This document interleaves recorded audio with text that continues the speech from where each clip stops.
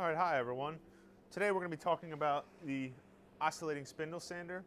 This is a oscillating spindle sander, compares to just a spindle sander in the fact that when this machine powers on, we have both rotary action and vertical action. So this moves on both axes. It is actually a rotating machine, but also moves up and down on the vertical axis.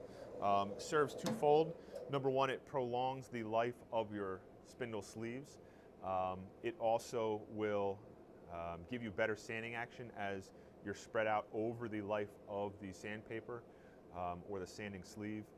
And it also works to keep that sleeve cool, which serves in life and better sanding action. Okay? Now, this machine, we're using a Grizzly oscillating spindle sander. We have a variety of different throat plates that come with this spindle sander. The throat plates will be determined by the actual spindle that you're using. So if you take a look, you have a large opening, small opening, or medium opening, and then super small opening depending on the actual spindle that you were using. So obviously all of our other safety protocol are in place. Sleeves are up, hair's back, every rule that we've talked about already. We are going to be looking at specific safety rules for this piece of equipment. So, first things first, let's talk about operation. This machine is designed to remove material in sand.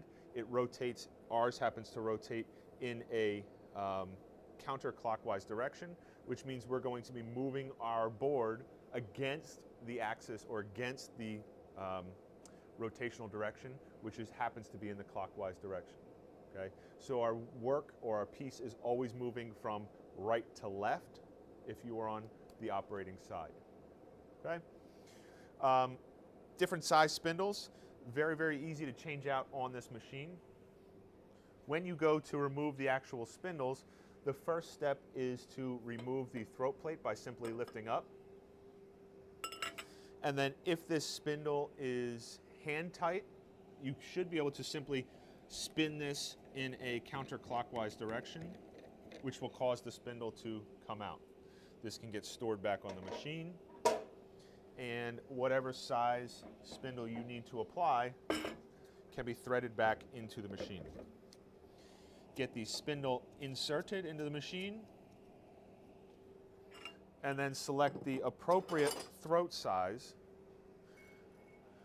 plate size, which should be as tight to the spindle as possible. Okay, so in other words, we're looking for the throat plate which is the tightest fit on the spindle as possible without actually touching the spindle. That goes in place, and make sure that the throat plate does not rock and is firmly planted on the spindle sander. At this point, as we said, we can actually use this spindle sander for sanding of curves. This should not be used for sanding of flat areas, okay?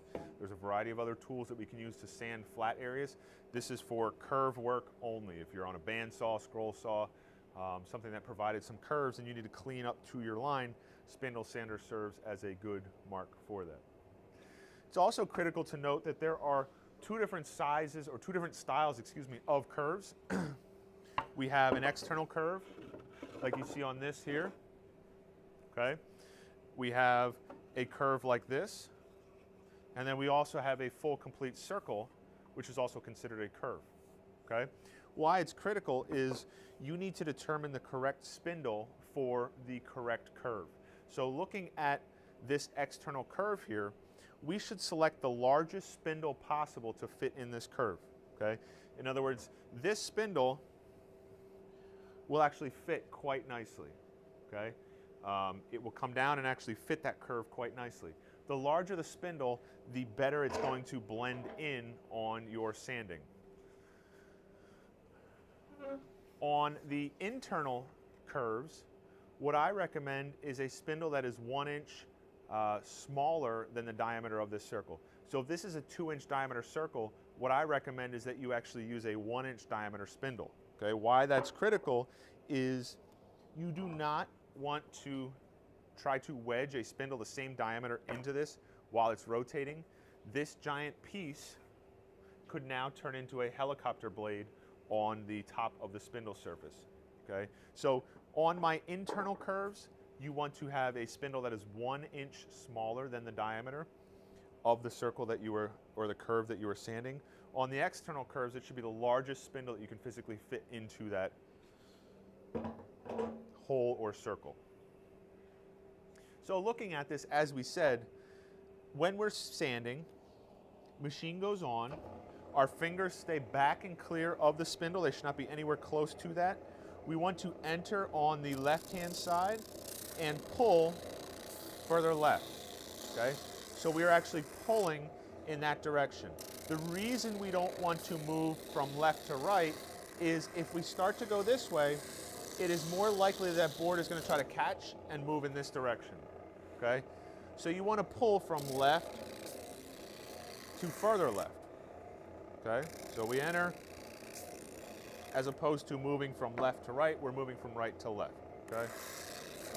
Okay, you don't want that to take place. So we're entering, pulling this direction.